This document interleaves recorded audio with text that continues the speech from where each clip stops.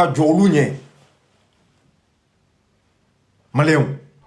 nin bɛ jouer cerveau de kan i taamatɔ c'est à dire Mali kɔ kan dɛ tunga fɛ a bɛ fɔ k'i ka jamana don min na u bɛ b'u ka armement sɔrɔ ka bɔ k'u kunbɛn même si n'u bɛɛ bɛ sa o ka jugu dɛ o tɛ ka kɛ quoi fɔlɔ kanw bɛ taa ci quoi ka sɔrɔsiw gɛn ka bɔ yen ka minɛnw cɛ ka filmer an b'a ye an ɲɛ la kasi de tora an ye quoi ani mɔnɛ bi ninnu nan'o de ko dɔɔni ka ban a ma ban dɛ hali a ma daminɛ mais o de bɛ sen na petit à petit fɛn minnu kɛra n'a kɛra tiɲɛni ye u bɛ k'olu réparer en même temps u bɛ ka baara kɛ mais baara in tɛ se ka ye sisan mais anw b'a ye anw b'a kalama bɛɛ t'a ye dɛ o de bɛ ka maa caman bila ka presser jamana min binna des années parce que kɛlɛ daminɛna don min na de anw y'an dɔn k'a fɔ ko Mali tun tɛ yen maliyɛnw kɛlɛ daminɛna don min na an y'a dɔn o don de k'a fɔ k'an ka armée vraiment défaillance bɛ yen o don tɛ dɛ yan'o don cɛ minnu ma labɛn kɛ ka bi kɔnɔ olu de y'an se yan ɔ ninnu nana ka na sɔrɔ an b'o de kɔnɔ pour que an ka bɔ o kɔnɔ f'u ka labɛn de labɛn kɔfɛ recrutement de bɛ kɛ formation de bɛ kɛ minɛnw de bɛ san ka sɔrɔ ka kɛlɛkɛdenw bila ka taa kɛlɛ kɛ nin bɛɛ sous l'embargo diɲɛ bɛɛ bɛ k'i kɛlɛ moment min na diɲɛ bɛɛ ko k'i bɛ échouer yɔrɔ min na américains kana fɔ ko jɔn ko ala a ka armée a dilanna maliyɛnw nin ma fɔ kunun dɛ don min na an bɛ taa dɛmɛ ɲini faransi fɛ nin ma fɔ o don nin fɔra bi de quoi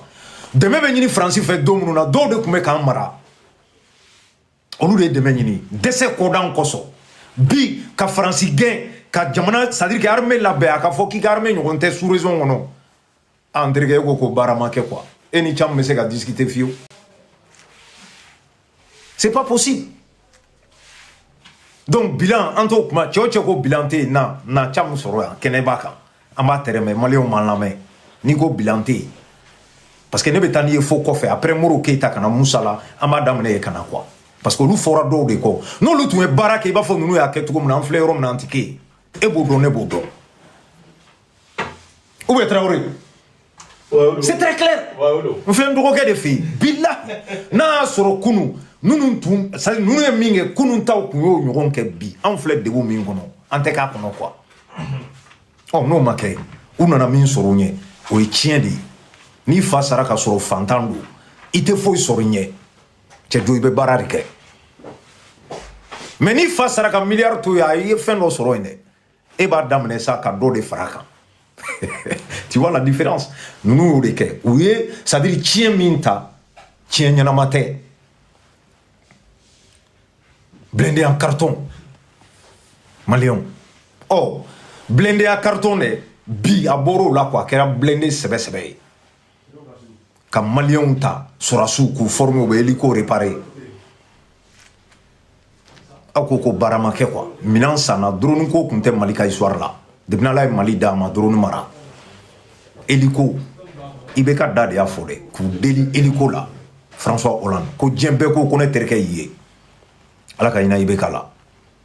ko n'a fɔra ne bɛ ka hélico de ɲini n tɛ k'a sɔrɔ e dun ye ne terikɛ ye cɛ ta vie la façon dont a ye cɛ deli yan mais tubabu ni ka gɛlɛn parce que i bɛ ka taa dɔn agenda min b'u bolo ka ɲɛsin an ma walahi hinɛ tɛ yen intérêt de bɛ yen à tout prix n bɛ taa n ka intérêt nɔfɛ farafin dɛsɛra ka nin de mentalité ta ka bila a kunkolo kɔnɔ émotion de bɛ anw na sanga ni waati gerebuya delili ka ban ka baara kɛ baara tɛ dɔwɛrɛ ye wari min bɛ sɔrɔ dɛ n'i bɛ ka jɔ a la dɛ a y'a fara ɲɔgɔn kan a ka taa armement san a y'a fara ɲɔgɔn kan a ka goudron dilan a y'a fara ɲɔgɔn kan a ka hôpitaliw jɔ n'aw hakili b'a la aw minnu bɛ Facebook kan a bɛ caman ma bɔ yan ka dénonciation kɛ dialyse ko la dans les temps il y avait un problème dɔgɔtɔrɔso damadɔ dɔrɔn fila Gabriel Touré Pongé dialyse tun bɛ kɛ nin yɔrɔ ninnu de la en général bi CCRF tɛ yen dialyse tɛ kɛ yɔrɔ min na maliyɛnw an y'a kɛlɛ kɛ kunun a kana ɲinɛ dɛ n b'o de fɔ aw ye n k'an bɛ taa kunun de ka segin ka na ɔ ne ye nin fɛn fɛn min dénoncer kunun bi n'o bɛ ka kɛ aw ko ne kana bɔ k'o fɔ wali kelen ne kana olu tigilamɔgɔw soutenir o la pour que u ka dɔ fara a kan est-ce que Mali jɔ don bilen mɔgɔ ko tɛ wa Maléon a une jabi moko de tout ou bien maliko de ni maliko do c'est très simple ne be fait droit à nyede d'autres so ka jo sira ka glan moko ka recruter armée ka labe armement ka sa aka donga fo ni ko be bi malika c'est-à-dire que bena tchew jolen so nye ni ne kera ne ka layini bi no be ka ke e ko kone ka boko lula gauche aka dabla donc munu mena olu ka no barake parce que mi me ka ke bi etena ni mo wore ko kana sego nyona wore ka no kera dro ça veut dire tout simplement voilà voilà ça veut dire tout simplement était fait de mimbe o ka ke sinon il mago be mina na be ko ke e mago be asimi physique de là abe mu le dima i chete i fate i donte i ka foite i ka présent de do abe mun koso ke wole mine mago bala kake ona yo ken wole kile be fe mogo do de kana min kade ça veut dire ka be bon maliko la avec un mogo koy ye cham analyser. Réfléchissez. On s'en fout. Tu es grand ou petit, on n'en a rien à cirer. Qu'est-ce que tu peux rapporter? Ou la main glissée comme un drogué. Nous et Aziz Traoré. Un petit frère que je lui respecte. Ananani Kelemien, toile sans fait. Maléon Dara la ka la main. Ka soutenir avec un Keleminke. Afin une dernière sortie concernant Franklin Nyamsi.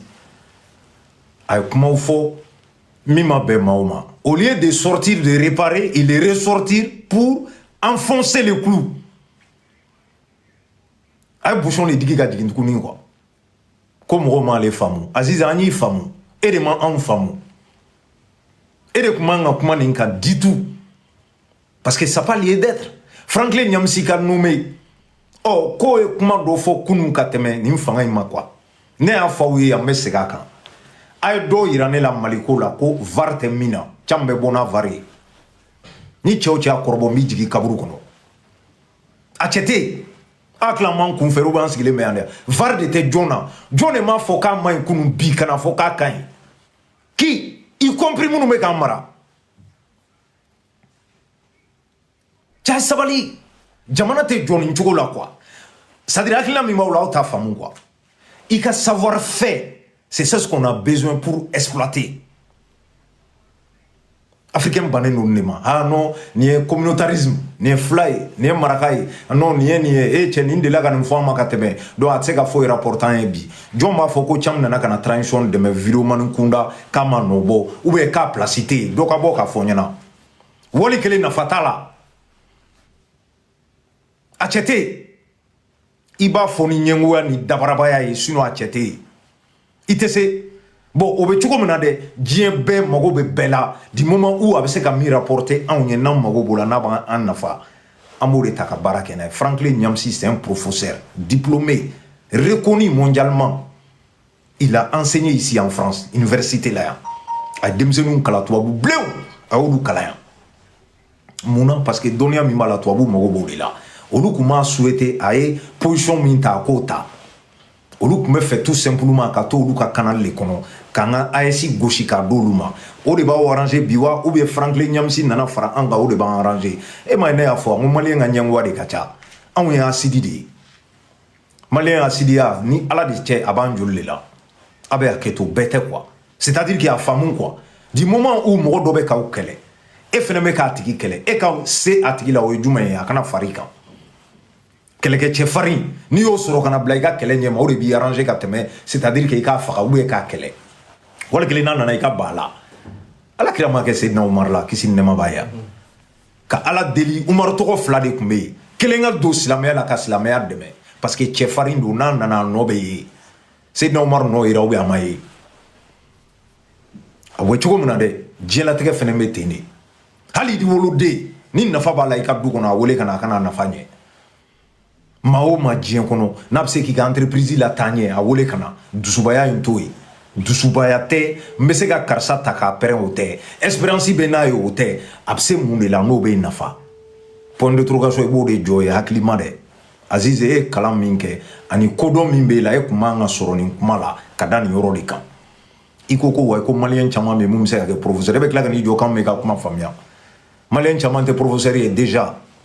et avec l'école de guerre du Rabidea a jɔra bi de ka Franklin Nyamsi wele yan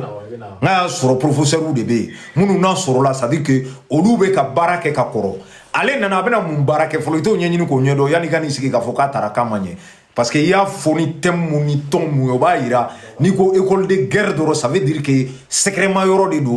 de don ni dunan man ka se tiɲɛ tɛ nkalon don déjà yanni yɛrɛ ka kɛ sɔrɔsi ye fɔlɔ ka don école de guerre i bɛ kalan de i bɛ mun de kalan Aziz i bɛ mun kalan Thomas Sankara y'a fɔ aw bɛɛ ye yan sɔrɔsi o sɔrɔsi ma formation sɔrɔ o ye criminel de ye don n'a nataw la politique sira fɛ kɔni Franklin Nyamsi géopolitique la a tɛ fɛn dɔn wa a bɛ fɛn dɔn n'i taara Issa Diawara ta k'i b'o k'i ka kɛlɛkɛ bere ye o bila Aziz c'est pas ça c'est pas Issa Diawara on sait que Issa Diawara bɛ analyse minnu kɛ c'est pertinent Issa Diawara an b'a dɔn c'est-à-dire a nɔba de bɛ yen ko in na a bɛ explication minnu di a bɛ faamu on le sait Franklin Nyamsi fana n'a jɔyɔrɔ de don tubabuw y'a gelé yan a ka compte k'a gelé mun na k'a bɛ ka AES dɛmɛ Aziz e t'o kalama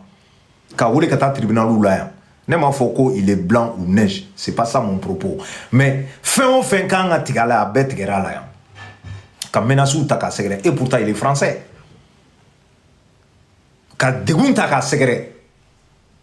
ɔ n'o taara école de guerre la ka taa denmisɛnninw kalan e ko k'o man ka bila ye ko parce que malien tɛ k'a ka taa Cameroun k'a ɲɛci bɛ yen non opportunité min bɛ Mali la o tɛ Cameroun n y'o de fɔ i bɛ ɲɔgɔn tɛ Cameroun bolo fɔlɔ Camerounw sigilen don kan i bɛ ɲɔgɔn kɔnɔ Camerounw sigilen don ka Assimi ɲɔgɔn kɔnɔ par conséquent yan'o don cɛ ale bɛ ka kɔrɔ de a bɛ ka sɛgɛn a bɛ se k'a ka nafa di yɔrɔ min na a b'a di yen de Afrique de don c'est l'Afrique qui gagne toujours Aziz i ɲinana nin analyse de kɔ quoi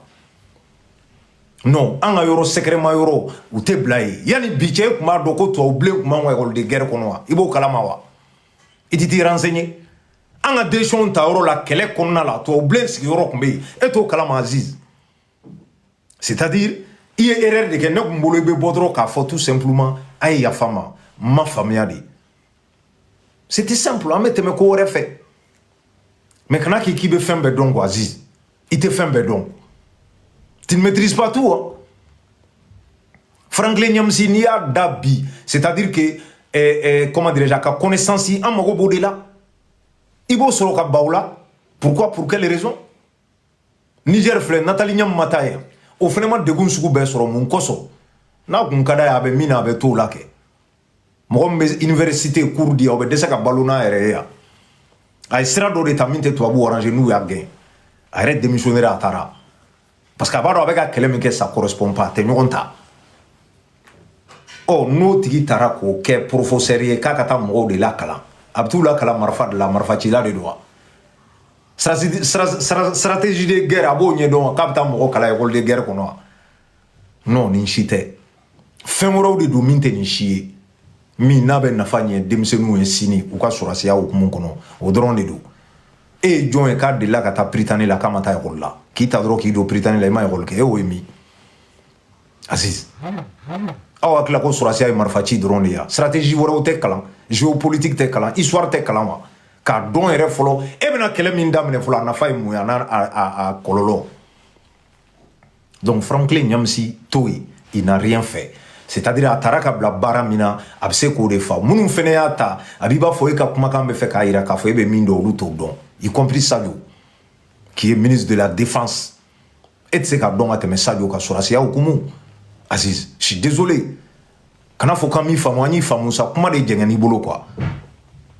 ne tun b'a fɛ dɔrɔn e ka bɔ k'a fɔ ko non k'a ye yafa n ma tout simplement kuma jɛngɛn n'i bolo minnu y'a ta u b'u yɛrɛ kalama e b'olu ni maliden ɲumanya cɛ wa e bɛ ka risque min penser i kunkolo kɔnɔ olu m'o miiriya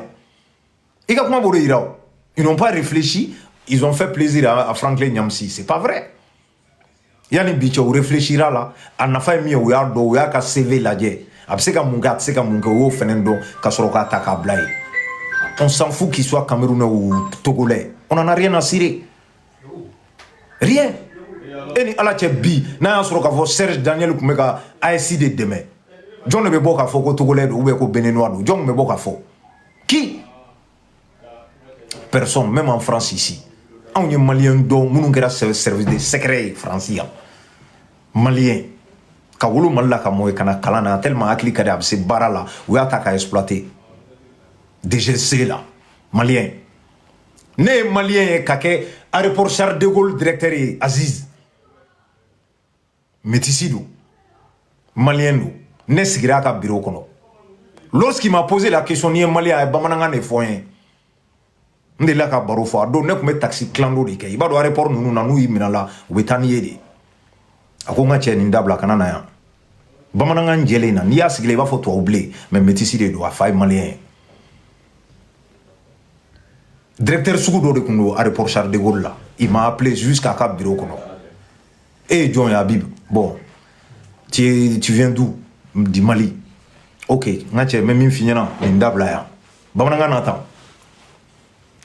Tché, Moro be fait avancer, Jamana be fait avancer, il m'a ouvert ma oukardonia de là. Et Aziz be songa Bambi, comme on me sait la technologie dit en manga, c'est la centrale nucléaire. Centrale nucléaire cassé ko glan otigi c'est-à-dire que obebo admettons ka bo Kiba wala mo ka bo Jakarta wala kila ka bo France ko bon secret bene bolo né français de mais na ou demain ebe bala ibe bala kalashi glan to do kana ka no usine sigi Mali kono qui n'est pas malien e ba guerre amma obe mina Azizi nationalité te farsogo te quoi fangan bo mentalité bo an ko kono. Et avec la bombe atomique qui dira Mamoudou John de Adouma. France va sur 1960 à sur Tchokodi. Il était au Nyani. Alamata Pakistan. Vidéo avec a signalé sur TikTok, Facebook quand même, TikTok là avec a signalé. A tapoté avec a signalé à tapoté. Pakistanais. Au lieu de bombe atomique sur Aziz. Donc pour te dire que Américain fin fait fort, a une nationalité code bois ou vocabulaire ou là, c'est-à-dire ma couleur de peau, ma chia, ne a fawé en a vidéo djangono, a kacha sangolo vla chegi en chia ko ne cham ta fait. Car ça est ni ne kafsani ni car ça est, c'est-à-dire ne ta fait quoi. Moi j'aime pas. Je me suis toujours plaigné de ça depuis ngandron. Alaka inanga levé la dépend me baroque. Car ça est ni de car ça est ni out se ka furu nyoma ngo cheni chia ko inflé. Allah de man beda quoi Qur'ane jombo jona kate c'est-à-dire que inna akramakum indallahi atqakum awla mogoba ale ala ro mi mesra ala nya kateme beka ala bo de ke mogoba min sona ala e ala ko min ko ke ako minga to ko to o de mogoba chiama foya couleur de peau ma foya mais ne nani sigi ki yere ke c'est-à-dire que supérieur aux autres comme frère on a minge ibe ke frère on a nyoni. C'est-à-dire que la cité minga fsanimi quoi en béara madini c'est-à-dire min kadire o de kadati ni ebe ki defa to abubolo munedo ebe ki defa to abubolo munedo parce que be ka ira ka foko lu ka fsana onye ete ka so ma muna ete ka so pourquoi ni fene ara madini jia min kada o de kade lafia min kada o de kade avec clim do ka so kade ka do ka so avec cheso go do kade ka du avec si soignement on tout propre au kadi e quoi. Benidja kakan. E mais ne nani siki ka fo ke ba fo ki ka fsani doye ni mentalité ni africain ni bois kuna be avancer. Wallahi. Ne cham président en tant que président ni ne mo soro ali to abublé ka be Sénégal kaneka économie na ele mba kenga mais nationalité dama ka kenga ministre de l'économie. Fengle mineti ka wenga président. Sinon ato beni ala tiani dunam seni dugule ne bita. Sarakatala ne mo te mo c'est ne mo be résultat la parce que be juger non fait. Donc on a bi c'est-à-dire que quand les Sénégalais koba ke Mali ka courant di Malima e ba foko chia menwa e mo bo chia la ngi mo be courant de là ana be na famille donc Aziz de grâce ne be fait ka bon kokono il faut vraiment arrêter de na fatala bon ngono quoi une nationalité ko nto ya ni chia ko no awlu bo akwa ko la quoi car ça est sénégalais de car ça est ni hôpital munu me ga jongo sénégalais o bala entreprise sénégalais boy bolo ko malien on tadia malien on bala on malien on be ka barake mais sénégalais ndo tara muna parce que besoin de sérum ou ka savoir faire c'est ça ce qu'on a besoin ngo follow e Aziz ete min kalama ya ne kana raison nga on kumya en dénonciation min ke jalizi manju ni machine munu meke c'est-à-dire que hôpital là a glambra ko étranger ou be rendez-vous de ta pendant que mo be ka sa joli changer balia bolo Jalousie ko problème boulot. Mogo be ka sa rendez-vous de be di no délai ma se utise kana parce que ils sont occupés. Malien te mim se ga glan. Nimbekera Mali kono ya. Anya nimbe dénoncer ya no bana bi ke ka be dese ka boko fo. E be dese ko tanu. E be dese ka ira ka fo c'est-à-dire ay malien formé. Ni nana ki be na baraka en fe amba nyini fene fe kan formé. Oh, Franklin Nyamsi na formation de là. Anana kala ne ke demsenu kuna quoi. Oh, abna min kala kuna ne bolo itumo de nyanyini ko nyedo ka soro ka goshi. Wala kile igana goshi. Mais il m'a dit quoi? Il y a droit à faire un numéro ko no Cameroun ta ka numéro ka be kuma munu fo ko ka livre do kala kala. Aziz, e frente livre de kala ka no fa nyana ya. Ni ma livre kala, ibe bon munu kala ma. Ibe na mun fa nya, ibe mun don. Ay bo la goshi kono quoi. Ibe kla ko ta ko comparer Jobola ni, c'est-à-dire que Issa Diawara ni fin. Olu to ma fille, olu ka kani ni ngaka ça n'a rien à voir. Hali nous n'allez katabo asimie nous e photo ta. Moi j'ai pas eu la chance ka asimie nyela nga photo ta. Ou be kapma ni wage ni wage ka fo passager la tento dron a to cité nani mi nyogo yin. Mais est-ce que wajibi de donner nous ka nyogo yin? Mais nous ni nous e nyogo yin. Ça doit être kele mingo de dia do nous là parce que risque de fenêtre. C'est ça la réalité. Donc ame boko non. Kata moro ta kibina exemple ou dit ça tient pas debout Aziz Adabla quoi. Ola ame do procureur Adama Koulibaly ka sujet qu'on a clôturé nous Malien. Ndrogue ce qu'il est mais on nous le demsenia que quoi. Voilà, c'est un petit frère gentil, malé de Fembi, mais Temina ani Barola. Souvent les week-ends il faut sortir pour aller prendre l'air qui est bon quoi. On nous le corobara quoi. Depuis que les Madame Traoré Bamako kana ame baro la ya temi musote ane musote angwa chia sevran bodot mais sevran bodot de bindo ke fe yabu Pera c'était grand frère Pera ne ta fo ne avia oh a fo Pera ko ndom so be chori mbrangere do quoi Pera a fo petite série kanisa ko nga folie ba ye quoi. Bon, à grand frère, ni un drone mon taille, avec un brun et wajibi. Pera, kana bao ma quoi. Voilà, mafune. Folie ba bela jele. Ah, Pera, ni un mot drone fru wajibi avec un brun et quoi. Kana ba brun ma quoi. Voilà, sinon gauche ben olube nga fisson quoi. Olube nga fisson, yes. Fisson yes nous nous benga mogoy malien on va avancer un tout petit peu parce que Pera est allé panafricain badoy voilà mbrange koni panafricain nous parce que mogodo mogomi na soro vraiment aesi ma fille allait to clonger là de allait ta esi ko clonger là ah te mona che ablay tu me gâtes ka commentaire kala ka yata eh uluwe nantangulonde mega te kuma Teoula hakika. Tiens, affaire Cassandro qui ni soja qui ka grince qui n'a été comment ni a mi chien qui l'évita sans chien flanana. Abaoudi yaka au soroté comment là. Ah non mais tiens là, même reconnaît. Non mais vidéo diamene. Malion, on a vu la sortie de procureur Adama Koulibaly. Docteur Adama Koulibaly, procureur. Cybercriminalité procureur. A ka sorti qu'on a bora kumana. Tiens là, Malien chité mi en soso. Ate. Ay kuma djelende, ça dit que moi j'étais étonné. Ja ngache ambe vidéo que la ankelenti se kuma la. Eh tche ja procureur be se kuma la de. Ça dit abaka sixième maîtrisé quoi. Ola aka kuma kono yani ngado ay kuma munu fofolo nyaaye ka fo do bora ka essayer karamogo petini do bora ka essayer ka bi den ka Adama nga kuma clean tena ka vidéo jouer parce que tena importance date la mogoma parce que procureur i kanto aka kuma do kono ko yalma qur'ane kono ko kafrika hakete wa oh k'a ye min ɲininka o la ko k'a bɛ yen ale tun bɛ fɛ k'o yɔrɔ de la tile ko i b'a fɔ k'an b'a fɔ ko 95% musulmans ko mais k'an bɛ bɔ ka tila ka ɲɔgɔn kafiriya procureur ka o kuma ye a essayé k'a b'o de défaut b'o kɔnɔ quoi c'est-à-dire que fɛn fila de don dɔgɔ soit i ma procureur ka kuma faamu wali kelen i y'i tugu i bɛ fɛ k'a ka kuma bɔ a minɛn kɔnɔ a kan tɛ chrétienw ma nin yɔrɔ la a kan tɛ c'est-à-dire que kafiriw ma nin yɔrɔ la a ko silamɛw de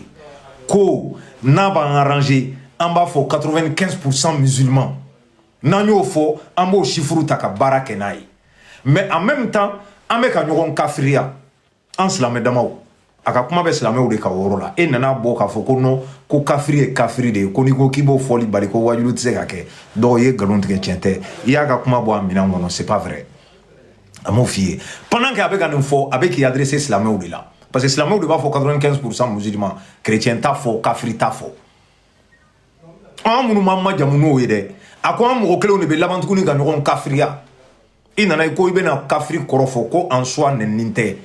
ko mais ala yɛrɛ de y'a fɔ on sait que ala de y'a fɔ kɛ maa min n'i tɛ silamɛ ye i tɛ chrétien ye chrétien tɛ kafiri ye dɛ n terikɛ chrétien tɛ kafiri ye jufu tɛ kafiri ye parce que u dalen don ala la k'a bɛ yen par conséquent olu tɛ kafiri ye i y'a faamu olu ye chrétien de ye hali nasara de sɛbɛnnen don kuranɛ kɔnɔ el yahud wa nasara o de sɛbɛnnen don kafiri fɛnɛ sɛbɛnnen don munafiki sɛbɛnnen don ala ye siran jɔn sɛbɛnnen don mumuni sɛbɛnnen don wa silamɛ sɛbɛnnen don nin bɛɛ ye catégorie de ye ala ye minnu nommé mais procureur bɛ kuma in fɔ kuma min na a y'a yira de tout simplement c'est-à-dire an de b'a fɔ k'an ye 95% musulmans ye donc kuma in kɔrɔ ye jumɛn ye n'anw sɔnn'o ma an bɛ laban tuguni ka na ɲɔgɔn bɔ silamɛya la mun na a ka kuma kɔrɔ ye nin dɔrɔn de ye cam ɲɔgɔnnaw de bɛ nin faamu e bɔra k'i bɛna essayer k'i dɛn ka kuma in bɔ a contexte kɔnɔ i tɛ se k'a gosi n'i y'a gosi i bɛ wele ka taa kogo kɔfɛ o siran kosɔn i y'a essayer an bɛɛ ye silamɛw non jo caman bɛ ɲɔgɔn dɔn yan sa bɔlɔlɔ kan fɛn min ɲininaw fɛ dɔrɔn wajulu ka kɛ a ɲuman na c'est ce qu'on a besoin ka bi maaw kan u ka dabila bingani ye jumɛn ye i n'a fɔ ne yɛrɛ denkɛ minɛna min na ni bi an bɛ ala deli ala k'a ɲuman bɔ a kana sunkalo kɛ n'o ye Banjugu Tarawele ye wallahi wajulukɛla in si kelen tɛ yen min n'a sɔrɔ caman t'i fɛ maa min yɛrɛ bɛ ne dusu tiɲɛ kosɛbɛ wajulukɛlaw la mɔgɔ fila a fɔlɔfɔlɔ Buyeba filanan ye Jabi numéro 2 c'est leur façon de faire u yɛrɛ bakun tɛ dɛ mais u ka wajulu cogo farinya min ni dɔgɔyama min b'a kɔnɔ ne t'o de fɛ quoi c'est ça en fait ne bɛ nin de décrier en aucun moment ne nana n sigi mɔgɔ ɲɛfɛ ko n bɛ wajulu kɛ walima ko n kalannen don n bɛ fɛn dɔn jalo a tɛ yen mais ni min bɛ toucher an ka société la an b'o dénoncer quoi ne bɛ nin de fɔ aw ye kuma bɛɛ mais dɔw b'u ban ka nin de lamɛn ah non i sen bɔ silamɛya in na ka n'i da don a la non ne sen tɛ silamɛya la n tɛ wajulukɛla ye n tɛ na k'a ye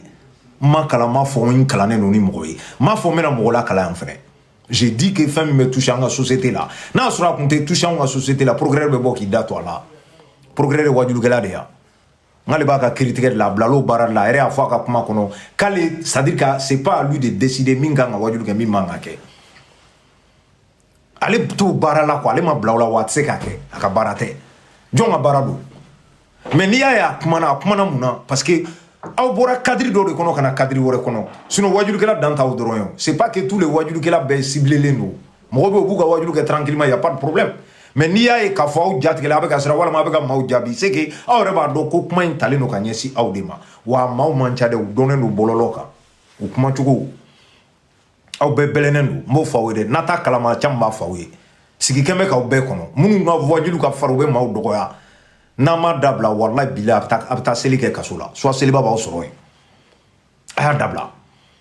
o la procureur y'a yira dɔrɔn tout simplement ko presse ma organiser Mali la est-ce que o ye tiɲɛ ou bien o ye nkalon ye jɔn bɛ min bɛ se ka nin sɔsɔ maliyɛn bɛɛ ye nin fɔ maliyɛn bɛɛ ye nin décrier maliyɛn bɛɛ y'a ɲini a ka organiser parce que n'a organisera dans un premier temps a bɛ silamɛya de nafa silamɛya ye organisation de ye depuis la nuit du temps alakira kisi ni nɛɛma b'a ye depuis an nana a ye organisation de kɛ ka danw sigi ka kow bila en place silamɛya sera yɔrɔ dɔw la fo ka taa kɛ c'est-à-dire que u ye banque créer a bɛ fɔ o de ma arabukan na ko beitul mal ka laban ka na retraite Seydina Umar ka nana ye silamɛya kɔnɔ awɔ organisation sera à un niveau a ka bon hakili ma ka bɛɛ to i ka hakɛ kɔnɔ wa o waati kelen min ni ne bɛ k'a fɔ ne ka kuma tɛ a ye taa ka gafew lajɛ e ni ne bɛɛ ye min kalan bɛɛ tun tɛ wajulu kɛ alakira kɔfɛ kisi ni nɛɛma b'a ye k'a to balolen wa a taalen kɔfɛ fɛnɛ bɛɛ tun tɛ wajulukɛla ye maa damadɔw de tun bɛ minnu tun bɛ diinɛ ɲɛfɔ maaw ye sahaba bɛɛ tun tɛ bɛɛ tun mandatelen tɛ o ko bɛɛ ye kira y'u ɲɛ la a tila bɛɛ wa u n'a sigira ka kuma mɛ u tun t'u yɛrɛ bila wajulu la dɛ maaw de tun bɛ yen kiri bɛ ɲininka minnu na mɛ n'aw nana kɛ bi k'o tɛ yen pourquoi ka kuma bɛ ninnu de kan k'a kɛ dɔrɔn bɛɛ bɛ kuma minnu y'a kalan minnu m'a kuma kalan bɛɛ bɛ n'i sigi k'i ta fɔ ça veut dire u bɛ k'aw ka diinɛ de lagosi donc sisan n'a organisé a b'an bɛɛ de arranger parce qu'on est tous musulmans a bɛna na kɛ sisan prêche bɛ kɛ sariya kɔnɔ a bɛ kɛ bonya ni karama kɔnɔ faman sha'a falyumin faman sha'a falyakfur ala yɛrɛ de ye liberté di ko bɛɛ k'i ta kɛ n'u bɛ to k'o kuma in na gosi yɔrɔ Haidara de b'a fɔ ka caya ko bɛɛ k'i ta kɛ bɛɛ ka bɛɛ to yen bɛɛ k'i ta kɛ Haidara ka kuma tɛ ko ye ala de ka kuma don ala de y'a fɔ ko n'a ye min ja kɛ silamɛ ye n'a ye ja kɛ kafiri ye donc se tɛ ala ye k'e kɛ silamɛ ye diyagoya la se t'a ye k'i faga ka bɔ a ka dugukolo kan o se b'a ye mais munna ko n'a ye min ja kɛ alakira yɛrɛ kisi ni nɛɛma b'a ye hadisa bɛ yen n'a y'a kanto ko maa malobali ko fɛn min y'a ja k'a k'a kɛ ko n'i tɛ malo dɔrɔn min y'i ja k'i k'a kɛ tu es autorisé de faire tout ce que tu veux parce que tu n'as pas honte ça veut dire quoi mɔgɔ malobali ça veut dire que maa dɔw bɛ olu tora u k'u ta kɛ ni min ko k'a tɛ sɔn ala y'i to yen mais k'ale b'i kɔnɔ sɔɔni parce que ala bolo sɔɔni de don i bɛ sa a tɛmɛ e dan ye dɔrɔn k'a fɔ a tigi ye karisa i maa ɲɔgɔn de ye ne i ka taa tasuma la a man di n ye sɔn ala la i ka ala bato o de bɛ laban o de y'i ka wajulukɛla ka wajulu cogo ye karisa i bɛ ka nin min kɛ ala tɛ nin fɛ dɛ n'i sara k'i to nin na a jurumu ka bon i bɛ se ka minɛ lahara dabila wajulukɛla bɛ wajulu kɛ tan de o de la n bɛ to ka Abdulaziz Jire fɔ aw ye Segu min tun bɛ wajulu kɛ Arayida la Abdulaziz Jire Bamako malheureusement a ka wajulu man ca bɔlɔlɔ sira kan munna parce que a wagati y'a sɔrɔ c'est à dire que cachette ko de bɛ yen a ka son damadɔninw de bɛ YouTube kan Abdulaziz Jire n'a ye wajulu kɛ n'a tilala n'i tun bɛ gulɔ min a don ne ma f'i tɛ gulɔ min bilen mais a don ni kuranɛ cɛ tɛ gulɔ min n'i tun bɛ jɛnɛya kɛ a su i bɛ go gɛn ka t'u ka so n'i tun bɛ fɛ ka namara kɛ i b'a dabila o tɔgɔ ko Abdulaziz Jire Mali bɛɛ b'a dɔn wajulu in kun tɛ faamaw kan ni faama ka wajulu heure sera ou bien n'a waati sera wajulukɛla bɛɛ bɛ jagoya ka faama ka wajulu kɛ o ye wajibi de ye mais n'i bɔra domaine dɔ kɔnɔ ka don domaine dɔ kɔnɔ tiɲɛni komi n tun bɛna exemple mun di n yɛrɛ denkɛ kan wallahi n bɛ dugawu de kɛ Banjugu ye ko ala k'a ɲuman bɔ c'est mon fils Banjugu Traoré Jɛnɛba den Banjugu a bɛnkɛ sigilen filɛ nin ye a ba dɔgɔkɛ a sigilen filɛ yan an bɛɛ ye kaɲagakaw de ye nous tous on vient de là an bɛɛ ye jamana kelen maraka de don i b'a fɔ ne yɛrɛ cogo donc ne tɛ se ka kɛ i b'a fɔ k'a minɛna k'a diyara o tɛ tiɲɛ ye quoi mɔgɔw ka manamanakanw ne t'o lamɛn mais a ye kuma min fɔ a bɔra kadira kɔnɔ parce que n'a tun ko muso ka lankolon bɔ o ye haramu de ye n'i sara k'i to a la i bɛ don janimɛ la jɔn b'a sɔsɔ muso mana nin mɛn Banjugu da n'a y'a sɔrɔ i bɛ ka taa formation de la n'a y'a sɔrɔ lankolonbɔ de bɛ yen ou bien ko wɛrɛ de bɛ yen a ma se ale k'o fɔ mais mun ale taara don f'o ye mais ale ma hali minnu bɛ taa m'olu jalaki dɛ minnu yɛrɛ bɛ formation kɛ ale olu de jalaki voilà pourquoi il a été arrêté nin n'a ɲɔgɔn je donne l'exemple pour que a ka faamu wajulukɛlaw dan bɛ bɛɛ la ni bɔra i ka dan c'est à dire ala ko kira ko n'o fɔra hali min c'est à dire hali procureur sigilen b'a dɔn k'a fɔ ko vraiment nin bɛ k'a ka wajulu de kɛ parce que ala ye min fɔ i bɛ k'o de fɔ i ka kuma tɛ o mais ne bɔra o kɔnɔ ka na don dɔ wɛrɛ kɔnɔ a y'o de exemple di la dernière fois donc ko ka wajulu encadré donc sisan wajulu in bɛ encadré cogo di a bɛ organiser cogo di diinɛ ɲɛmɔgɔw de b'a organiser notamment au conseil islamique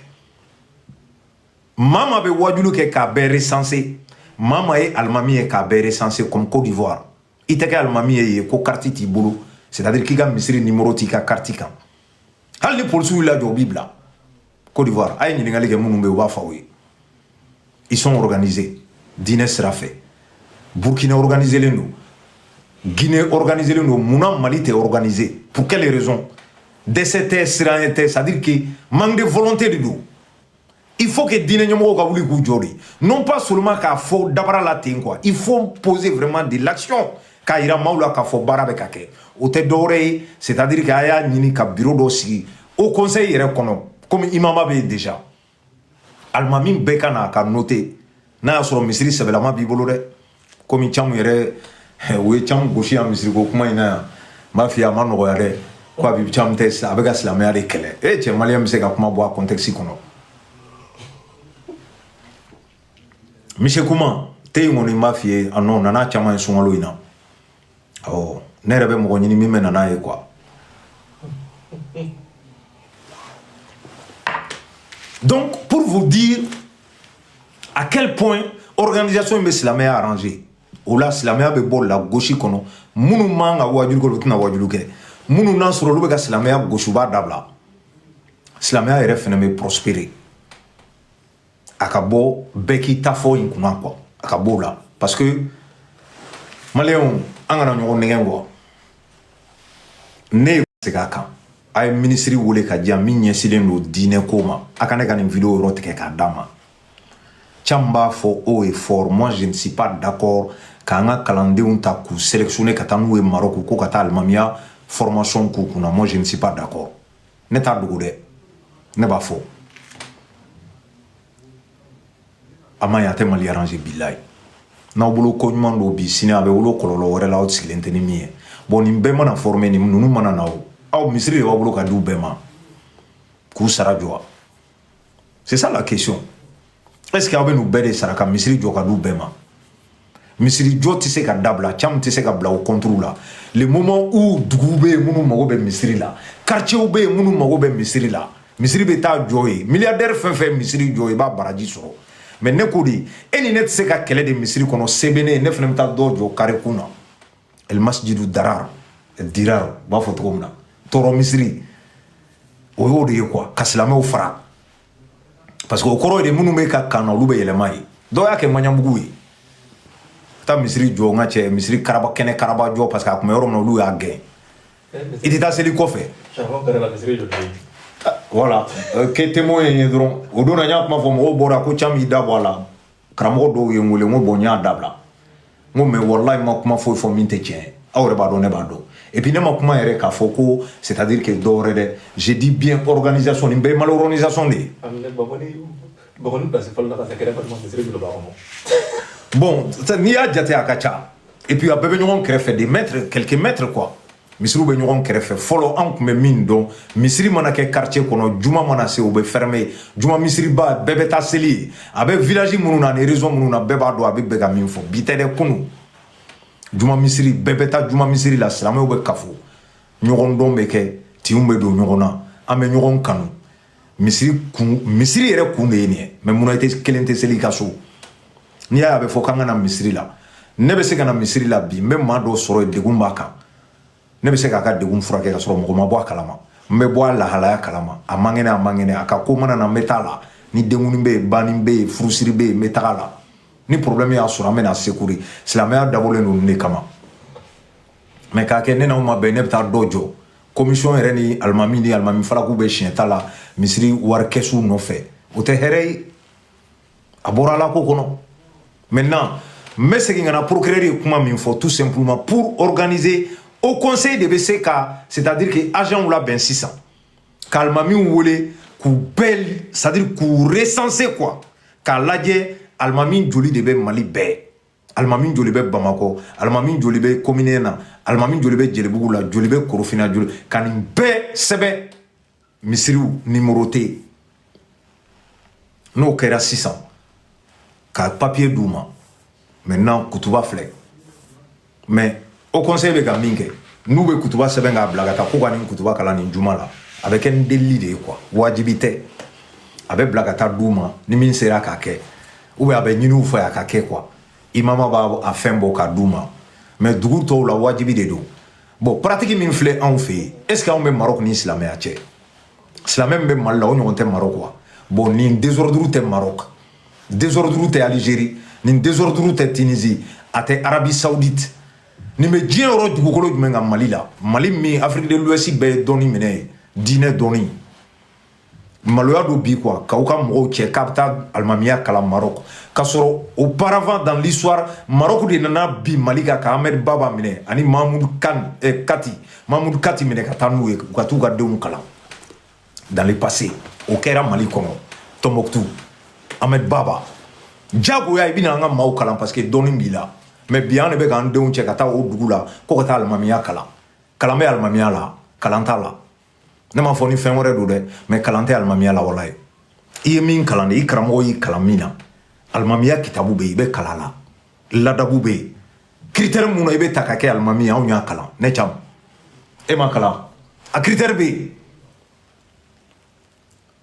John John se ka almamiya John se ka kaya bebe kitabu kono o donen ko fe donin soroli la tambi bolo kana misiri almamiya ibe kayeke pourquoi pas mais bi mun ba en fait almamiya no fait aw ba do ne ba do cham me ka min fo ni min tara Arabie Saoudite ni min tara Egypte ni min tara Maroc no nana o almami chogorba min soro misiri la de ko kalankan mai wali kele o karfu clinente o bo jenge krefe hal na be ka warsu de kala comme ale be hafsa de kala